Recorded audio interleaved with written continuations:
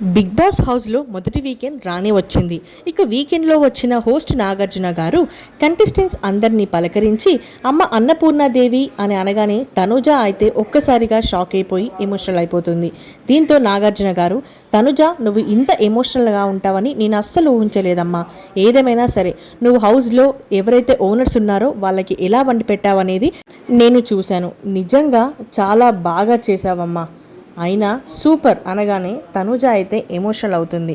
అది కాదు సార్, నాకు వంట రాకపోయినా సరే నేను వాళ్ళకి నచ్చినట్టు నాకు వచ్చిన దాంట్లోనే చేసి పెడుతుంటే ఒకరేమో టమాటా ఎక్కువైంది, ఒకరేమో ఉప్పు తక్కువైంది అంటూ నన్ను అన్నారు సార్ అని చెప్పడంతో వాళ్ళు అలాగే అంటారమ్మా, నిజంగా నేను చెప్తున్నాను కదా నువ్వు చాలా బాగా చేశావు.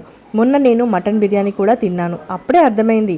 సో నువ్వు అలాంటివి ఏమీ పట్టించుకోకు తల్లి, నువ్వు నీ గేమ్పై ఫోకస్ పెట్టు అంటూ చెప్పడంతో హరీష్ ఏదో అన్నాడుగా, నిన్ను వంట చేస్తే సరిపోదు, అన్నపూర్ణ దేవిలాగా ప్రేమగా వడ్డించాలని నువ్వు ఆ ప్రేమను కలిపి వంట చేశావు కాబట్టి అంత టేస్ట్ వచ్చింది. సంజన గారు కూడా చెప్పారు కదా, సో నువ్వు ఇంకేం ఫీల్ అవ్వద్దు అంటూ హోస్ట్ నాగార్జున గారు తనుజానైతే ఆకాశానికి ఎత్తేశారు.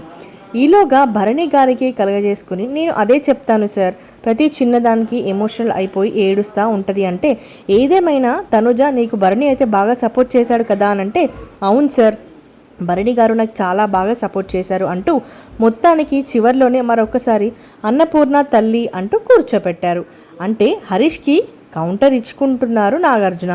మరి మీరేమంటారు? నాగార్జున గారు తనుజ పట్ల మాట్లాడిన మాటలపై మీరేమంటారో కమెంట్ సెక్షన్లో కమెంట్ చేయండి. అలాగే మరిన్ని అప్డేట్స్ కోసం తప్పకుండా మన ఛానల్ని సబ్స్క్రైబ్ చేసుకోండి.